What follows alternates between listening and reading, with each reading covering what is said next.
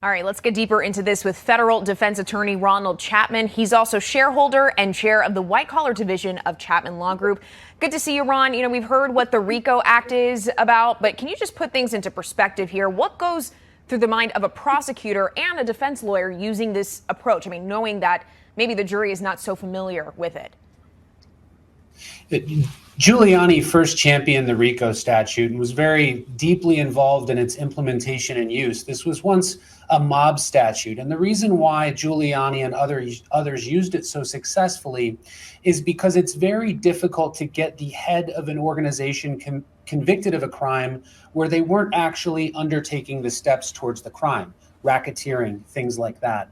It's a gift to prosecutors in cases like this because it doesn't require the government or the state in this case to prove that the individual was specifically involved in the conspiracy or the actions in furtherance of it. Now, this is also a very difficult thing to prosecute because in a case like this, in Donald Trump's case, we're not dealing with drug dealing activity. We're not dealing with racketeering type offenses. We're dealing with something a little bit more nebulous, the attempt to challenge an election. And because that's not such a clear violation of federal or state law, there's a lot of work to do in this case to prove to a jury that this falls under the statute.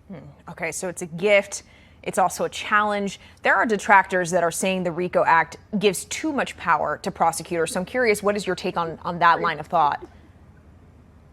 Well, I would agree 100% in most cases. Now, when RICO was first enacted, there was a list of offenses that you could prosecute RICO under. So if somebody was engaged in arson, kidnapping, burglary, those pretty clear offenses, you could use RICO to challenge it. However, the RICO statutes, specifically in states, have been expanded widely to include fraud type offenses.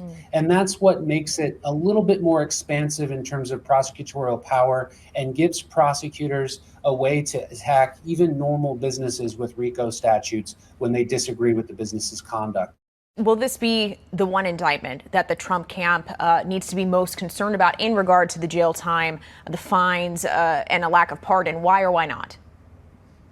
Well, I think from a punishment standpoint, this is the one to be most concerned about because a pardon isn't possible so early. But from an evidentiary standpoint, this wouldn't be my most concerning. I would say that in the classified records case, Donald Trump probably has the worst chance of acquittal, but the most favorable judge and potentially most favorable jury. January 6th case, the resources of Jack Smith and the office probably comes in at number 2. And I would say this case, we've got a smaller prosecutor's office, a much more expansive indictment, a lot more heavy lifting. I put this in the number 3 position, hardest to prove and the least likely to convict Trump on. Okay, so some rankings there. The fact that we even have to rank these indictments because there are now 4. Federal defense attorney Ronald Chapman, thank you so much for your insight. Appreciate it. Thank you. Just a